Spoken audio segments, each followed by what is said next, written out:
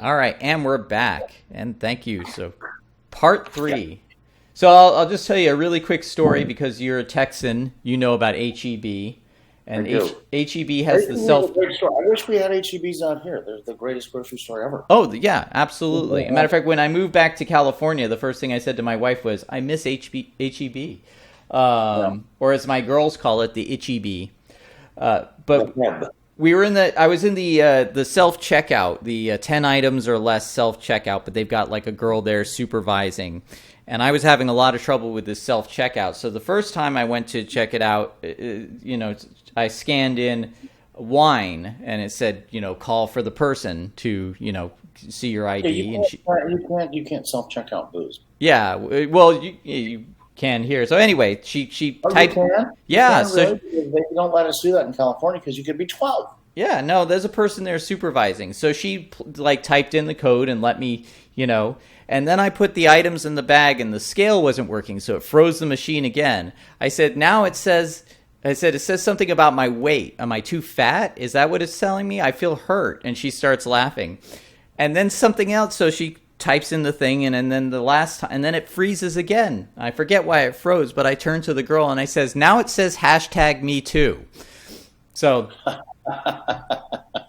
that's not quite like a joke with a punchline, but that really happened. And me and this girl had the best laugh over it. She actually thanked me for brightening her day. So I think people do want to become more relaxed. When I work with women I on, do too. I don't find this happening in person at all, but particularly with the shutdown here.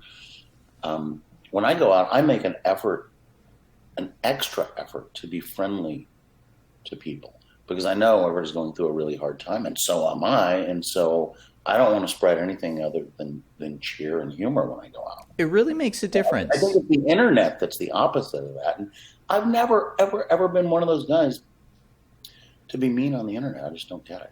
Well, there's a saying that gets misconstrued on the internet, which is, well, you wouldn't say that to to me in person, and people kind of take that as a, come and say that to my face type thing. But I don't actually think that's what that really means. I think what that really means is if you were talking face to face with this person instead of typing on your keyboard, you would never say that to that person. You would find a better way to express if you disagreed. You'd find a more tactful way to express your disagreement, and it probably wouldn't be an angry interaction at all. Every once in a while it is, but there's something about, I think people, they see people with snarky senses of humor or sarcasm that it lands really well because people are clever with it, and so they think that every comment they leave is somehow like that, but it doesn't.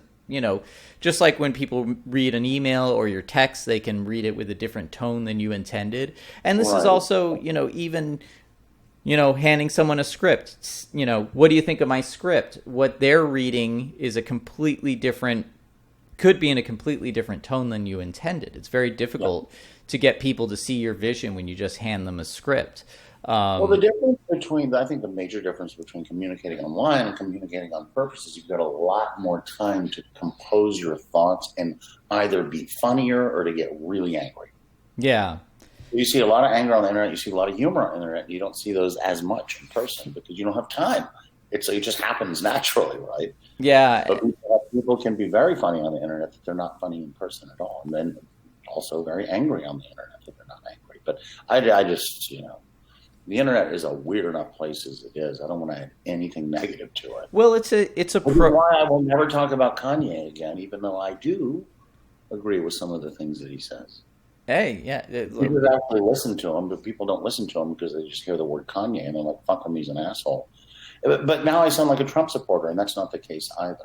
Well, here's the thing: is we kind of have this divide of, it's like teams. Like, I'm going to root for this team and this team only, and people like things very simple. But and so when you come at people with a complicated thing, or say like, hey, I may not be someone who generally agrees with this person, but in this case, I like what they said here. It doesn't mean you agree with everything, but it's and this is why, I mean, again, I say I don't talk about politics on my show. The reason I don't talk about politics on my show is because I find that when I don't talk about my politics and I'm not hearing about someone else's politics, I find that I have more common ground than not with these people. You can, like you said, you can give a positive experience. You can have a positive experience. Most of these people are on whatever side of the spectrum are excited about generally the same things. They like good movies. They like good stories. And a lot of them, you got to remember, are drunk and high. This is one of the greatest things I ever learned in television and film production is like a lot of times I'll go in and I'll pitch an idea and I cannot even begin to tell. And it didn't make sense to me in the beginning, but it finally started to. And it's the same thing with perceiving internet interactions is that what all these producers would tell me is like, no. That's too cerebral. You have to remember that 9/10 of the audience is drunk and high, or they're getting up to make a sandwich and they don't remember what happened 10 minutes later. You've got to be, kowtowing to the lowest common denominator. It's like, did you ever see the movie Bowfinger? A long time ago. Frank Oz directed it. Steve Martin's in it. Eddie Murphy. And if you have never seen it, you really should. Have you seen Tropic Thunder? Parts of it, yeah. Only parts of it? I'm the biggest Tropic Thunder fan. Tropic Thunder wouldn't exist without Bowfinger. I actually have, it's in my stack of DVDs now. It's like I said before. Well, they're both movies about making movies, which is so cool. And Eddie Murphy just is this action star, and he's incredibly delusionally paranoid, and it's just so fucking funny. And it speaks to what we're talking about because you got to watch it to understand what I'm saying. I'll check it out. It's Bowfinger and Tropic Thunder. They're both sister movies, basically. My problem is that the only time I get to watch movies is in the evening with my glass of wine, which I'm usually asleep on the couch within 15 minutes of the film. So it takes me like 4 or 5 nights to watch a movie. Well, the reason I brought this up is that Eddie Murphy character is really, really, really angry at his agent, and it's set up so well. His agent is a guy named Hal. He's a typical Hollywood agent. And Eddie Murphy is the big action star, the biggest black action star in the world, right? And he keeps blaming his agent for not getting him good scripts or getting him scripts that have good lines in them. And it's so fucking funny. At one point he goes, "God damn it, Hal. I need me some good lines. I need me some lines that are equally as good as the time when I said, 'fuck y'all' to Tommy Lee Jones and blew his head off." And then it just goes on and on from there. It's okay. We're falling into a Bowfinger pit. Well, keep going if you want. Just watch the fucking movie. Watch Bowfinger, and god damn it, you have to watch Tropic Thunder. I have that one on DVD. I will. Well, I know movie ever done. And for your viewers, a lot of people before I got fat and old used to say that I looked a bit like Robert Downey Jr. Oh yeah, no, I see it. But the thing is, so somehow one of the makeup artists from Tropic Thunder, because Robert Downey Jr. to play Sergeant Lincoln Osiris is wearing very subtle prosthetics, little things that widen his nose a little bit, a lower lip. Rest of it's paint and hair work. But this guy got the original appliances and put them on me and filmed me and did this thing where I play Sergeant Lincoln Osiris because I look like evidently Robert Downey Jr. So you can find that on YouTube. Just type in Steve Johnson, Sergeant Lincoln Osiris, and it's so fucking funny. I'm gonna edit it into this, so you're sure to get canceled. Well, definitely, that makes 2 problems on this interview. Yeah, we'll definitely get canceled because Robert Downey Jr. could do it 10 years ago, but I can't emulate him doing it. Cancel Steve Johnson. He did Robert Downey Jr. in blackface, but no, it was not. I wasn't in blackface. I was doing Robert Downey Jr. in blackface. You were the dude playing the other dude playing the other dude. Yeah, I was another dude. Well, it's yeah. I think this is all valuable information for the upcoming filmmakers, though. It's people are going to have to decide where they've had enough of tiptoeing around, where they are going to push their boundaries. It has to mean something to you. The reason that Robert Downey Jr. got away with his Sergeant Lincoln was, I'm sorry, I got to go off on this. The reason he got away with doing his, first of all, it's not blackface. It's not Al Jolson, right? The big white wolf. It's a Rick Baker, very complex, beautiful makeup. And secondly, the black community wasn't upset about it for two reasons. Number one, Robert Downey Jr. did a really, really good job. He was nominated for an Oscar for that role. Had he won, oh my God. But the other reason the black community was not upset about that, from what I've read, is that, all right, we're going down with this next. Do it. Is that they use the R word a lot. Do you know what the R word is? Wasn't that retard? That would be it. Yeah. So the R word people were more offended than the N word people, basically. See, I can't even be funny anymore. I could have made a great hysterical joke, but I can't even say it now. But because the Ben Stiller character had done a movie where he plays an R guy, and you see that a lot in the movie where Ben Stiller's playing an arted guy. Everybody go, well, fuck, that's so much worse than Robert Downey Jr. wearing blackface. But I don't think still that you could do that movie today. Well, which is tragic. I just told you, the funniest movie I've ever seen. Comedy is anger's little brother. You know, I mean, and now I don't even think that those huge names could get away with what they did in Tropic Thunder with the R stuff and the N stuff. Well, also they were talking about, I mean, the commentary of the movie. We're definitely going to get canceled, by the way. I had to throw one last one in to ensure it. Hey, I don't think we're going to go down in flames with this one. I think we're going to be. We only fucked up Giger last time. This time we. That interview is still up if anyone wants to watch it. Hasn't heard it yet, by the way. Oh my God. So, yeah, but it's just good, you know, going back to the Me Too thing as well. When it comes to working with women, I've worked with some great actresses who I'm still friendly with, and they've done me the favor of anytime I want to cast a woman now, I'll actually say, hey, if you want references to other women I've worked with, just to know that I'm not just some, you know, creepo. I know, but that's tragic that you even have to do that. It is. Everything we're talking about is tragic. I mean, it is. And for my garage set that I'm working on, one of the things I'm going to do is I'm going to get one of those little cheapo Home Depot, 24-hour surveillance cams for my set, and a little notice saying it's being recorded. So if anyone does decide to pull that, I'm going to go, well, we can pull the footage. When did you say it happened? Let's pull the footage. That's insanity. I mean, what happened to trust?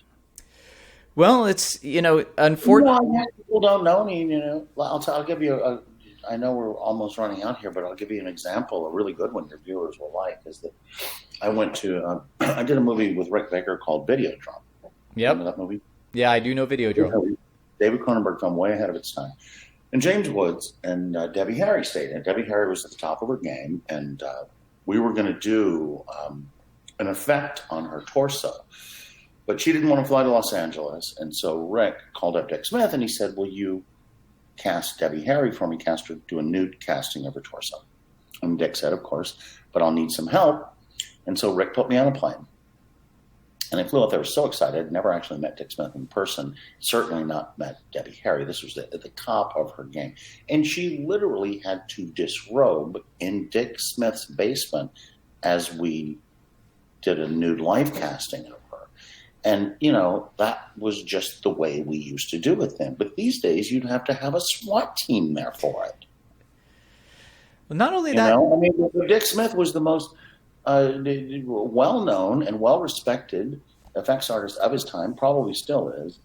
And so for something like that to have, I don't know, to have ever thought that would go sideways is just ridiculous. But these days, you got to think that. Like you say, you got to put a camera up. We didn't have a camera up. We were all totally professional. We did our job, and everybody went home. These days, like you said, trust is a big thing, and it's not just trusting that people won't do something sleazy. It's trusting that the person you're working with isn't going to just make up a story, because and I don't even think they're taking the long view. I mean, most of these people do it because they think there'll be some sort of gain in it for them, whether it be the attention or publicity they'll get, or maybe they can get some money out of it or something like that. But it's a very short-term view, because the truth is that once that's over, whether you're innocent or guilty, for the most part, nobody's going to want to go near you, work with you ever again, just for fear that the same thing might happen to them. And no, I do honestly believe that there's a new generation that sees this. I think people are smarter than they're given credit for. And in the case of what you talked about with the producers, and you're being too cerebral as well, I think with video on demand, people are going to be able to take the chance of being more cerebral, more sexy, more outrageous, more stylized. This is what's really exciting me about the next generation. And like you said, the strife, the trouble, the roadblocks that are making everybody miserable now, these are also going to be the things that people like me, because I put myself in this category, look at and go, okay, this is not what we're used to. This is completely different than anything we've ever done before, but there's opportunity here. Something new. How many times have I said today, I can't fucking take another explosion or another Super Hulk? Absolutely. And it's not new. It's everything old always gets new again. It's going back to the 70s, you know. And this is back to low risk, letting artists do what they want to do without too much interference. Well, you know, even the major franchises that everybody is still trying to milk and are completely dead. I mean, the original Terminator was a low-budget movie. In a decent budget. Even, Star Wars was $11 million. Alien was $8 million, I believe. You know, I mean, even back then, these were not the mega budgets that they're given, but they're the classics that people still go back to, and yet they spend, you know, $100 million to give us Alien Covenant, and people don't care because they're burnt out. It's, you know, and it's not, and what did we get from it? I mean, it was a movie that just literally had no point. It did not need to be made. Is that the one with the engineer, the translucent guy? Yeah, you know. I fell asleep. Yeah. I wanted to see all those effects, but I fell asleep. I mean, it was just like, I did nothing for me. I'll tell you, you know, we talked about As Above, So Below. That very same night, I watched another great movie that virtually could have been based on a play. It's a Matthew McConaughey film. Speaking of Tropic Thunder, he plays the he's so funny. But it's called Sea of Trees. Have you seen that one? No, I haven't heard of that one. Oh, my God. Well, you and your viewers should listen to my recommendations because it's one of the greatest movies. I guess it's a ghost story. I guess it's a horror film. But there's two people. There's a place in Japan where it's the Suicide Forest. You've heard of that. Oh, I know the Suicide Forest. Yeah, that made the news with a YouTuber that went and found a body. So, yeah, and I actually am not so against him. I don't think he did anything that bad. He's an asshole. We know that. But if you really watch that video, how would you have reacted if you came upon it? I mean, I don't think they did anything disrespectful. But in any case, there's a fifth reason I'm going to get canceled for this. But in any case, Trees is based in the Suicide Forest. It's Matthew McConaughey and a very famous Japanese actor. Name doesn't come to mind right now. And it's just so smart, and it's so cool, and it's so definitely creepy, but also very, very, very meaningful. And again, this is a COVID movie you could make. You just go into the forest with two actors, and you make a movie that's about thoughts and about words and about something meaningful that happens to someone in a short period of time, as opposed to Avengers Endgame. Sorry, you Marvel fanatics. It's just fucking white noise to me. And it's, you know, there's so much of it now, it'll last anybody a lifetime. And I encourage people. I mean, I worked on a play. I did animated video backdrops for Ray Bradbury Live Forever. It was a one-man show. Yeah, I've seen some of that stuff, yeah. And you know, I hope that people will be able to get out to plays and experience live stuff as well, performances. Well, maybe somebody will start doing some. Well, no, see, that's a good point, but then you got to sit in the theater. Yeah. But maybe, you know, somebody will take so much of Brad, because I'm a huge Bradbury fan. Maybe someone will take a bunch of very small stories and turn them into something for streaming now, because a lot of his stuff hasn't been filmed. I'm actually kind of way ahead of you on that one. Nobody's ever filmed jack shit from Dandelion Wine. It's amazing. It is, and yeah, there are some people that I'm hoping to talk to about that. Actually, I'm kind of I don't know. There's a lot of rights that are tied up in studios, but they're never going to do anything with it. I mean, the October Country alone. Do you remember the story called The Wind? Yes, I love The Wind. It's one guy on the phone.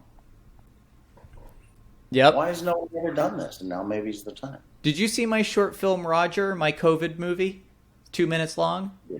I'm going to send you that. My attention span, that's too long. 2 minutes? I can't do 2 minutes. I can get 2 minutes. No, you'll be hooked from the start. I'll give you 15, maybe 16 seconds if I really like it. All right, I'll give you this 16 seconds. You'll be into it. Anyway, well, I think I'll let you go. I really appreciate it. Stay on, after we're finished recording for just a minute. But I really enjoyed this, and I really think that there's a lot of useful stuff. This is exactly why I wanted to interview you and ask you these questions. I'm happy. This was a good conversation, and you didn't. I'm offended. You didn't ask me about Slimer once. That pisses me the fuck off. No, I'm kidding. Going in. Is it possible to say you're going in dry with Slimer? Anyway, well, thank you very much, Steve. And again, I always appreciate it when somebody actually wants to talk about stuff that matters. Somebody wants to talk about stuff that I care about. This really does matter, and this is something I'm dedicating my YouTube channel now to pushing this stuff. I really think it's important. I think people who don't pay attention to it, people who keep trying to push ahead as if things are going to go back to normal, I think it's a huge mistake. I think those people are at best, they're just going to get the mediocre version of what they had before. Well, there is no normal. There is no normal. Life on Earth is constantly about evolution. Oh yeah. Well, even what we see now as normal, even 100 years ago, was it the Arthur C. Clarke said that today's technology would seem like magic 1,000 years ago. It seems like magic now. It does, and I'm constantly reminding people, like, look. We live in a time where we can go to pretty much almost any other street corner and get whatever we need. We can get it delivered to our homes. 100 years ago, people were still worrying about starving to death. Like the average person was worrying about starving to death. 100 years ago, we barely had electricity. They still had gas lamp backups in their homes. I mean, just think about that. Yeah. So we're very fortunate, and I want to take full advantage of this, and I hope everyone listening does as well. And I also hope they subscribe to my YouTube channel and like this video and share it. And our books, Rubberhead 1, available now, audio, ebook, and hard and soft copies are available on Amazon. Let's not forget Rubberhead Volume 2 is available for pre-order at darkinkbooks.com. And we will leave a link to that below in the description for this video. And is there a title to the Steve Johnson documentary yet? Or are we just calling it the Steve Johnson documentary? No, it's called Rubberhead. Rubberhead, the documentary. Excellent. Special effects, baby. Awesome. Thank you very much, Steve. And to all the listeners, have a great one. Keep coming back. We've got more. Let's keep the conversation going.